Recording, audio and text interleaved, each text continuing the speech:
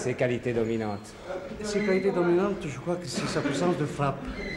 C'est un garçon qui est doué, il a de punch, il boxe très bien. Et c'est un garçon qui est intelligent sur un ring, chose qui n'est pas donnée à tous les boxeurs, malheureusement. Et on peut dire qu'il est doué pour la boxe. Et comme défaut, qu'est-ce qu'il a? Défaut? Mais c'est un peu son inexpérience.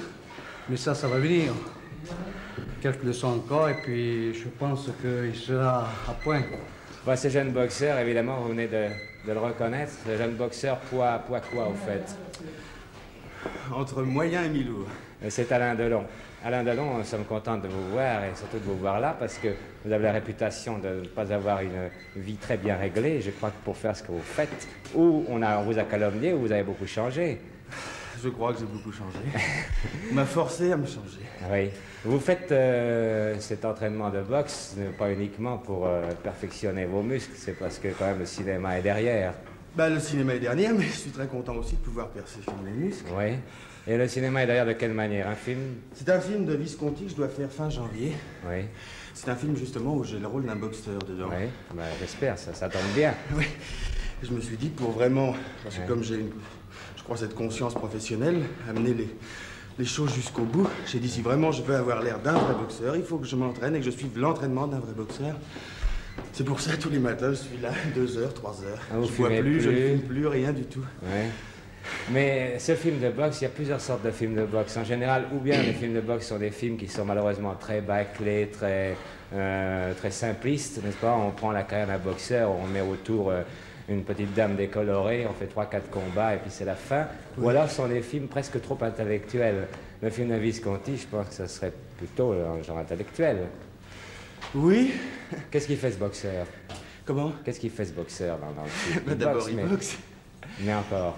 Eh bien, faut prendre les choses au départ. Oui. Le thème du film, l'histoire du film, c'est l'histoire de Joseph et de ses frères, modernisés. Ah. Et dans ce film, je suis Joseph, qui, comme vous le savez, travaille plus ou moins pour faire vivre toute sa famille et qui se donne pour nourrir tous ses petits frères. Et alors, on a choisi la boxe comme thème, comme couverture, si vous voulez. Ouais. Et je boxe et je deviens boxeur pour faire manger ma famille. Joseph et ses frères. Oui. On en apprend tous les jours. Et alors, comment s'appelle ce film? Rocco et ses frères. Alain Delon, il se trouve que vous êtes en ce moment le jeune premier numéro 1 du cinéma français. Jeune premier, vous l'êtes par nature, parce que vous êtes comme vous êtes, et aussi, hélas, depuis quelque temps, à la suite d'un héritage assez tragique.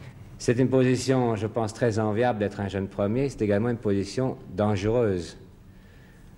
Plaire à toute force, par tous les moyens, cela doit vous mettre quelquefois dans des situations embarrassantes, difficiles. Pierre Mondy nous a dit tout à l'heure qu'il fallait 10 ans pour faire un acteur. Un jeune premier n'a pas le temps d'attendre 10 ans. Est-ce que vous considérez quand même comme un acteur? Ça, non. D'abord, je ne me considère absolument pas comme un acteur. Et je suis un peu de l'avis de Pierre, quoique moi, je pense qu'il faut encore plus de 10 ans pour devenir un acteur. Parce qu'un acteur, c'est de longues années de travail. Et c'est une carrière, dans le fond. Et pour moi, une carrière, ça représente une vie. Et vous pensez qu'il y a quand même eu des exceptions? Il y a quand même des gens qui s'improvisent acteurs très jeunes. Ah oui, mais ça ne veut pas dire pour ça qu'ils feront une carrière. Enfin, une carrière comme moi, je la conçois.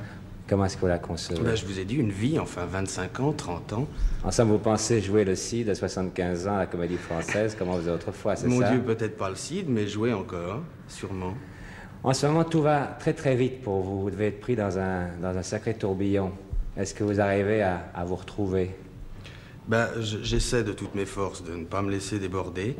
Et j'essaie, dans la mesure du possible, de rester ce que j'étais avant, de rester aussi simple, aussi...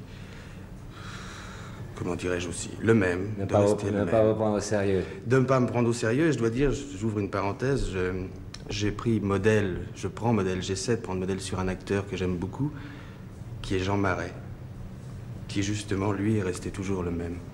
En ce moment, les générations vont très très vite. Autrefois, il fallait 20 ans pour que ça change. On a mis des guerres entre d'ailleurs pour s'y retrouver.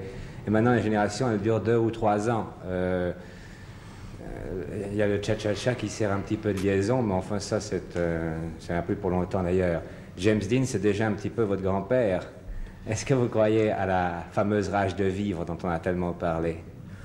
Ben, j'y crois, oui, je crois que je fais un peu partie, que j'ai un peu de cette rage de vivre.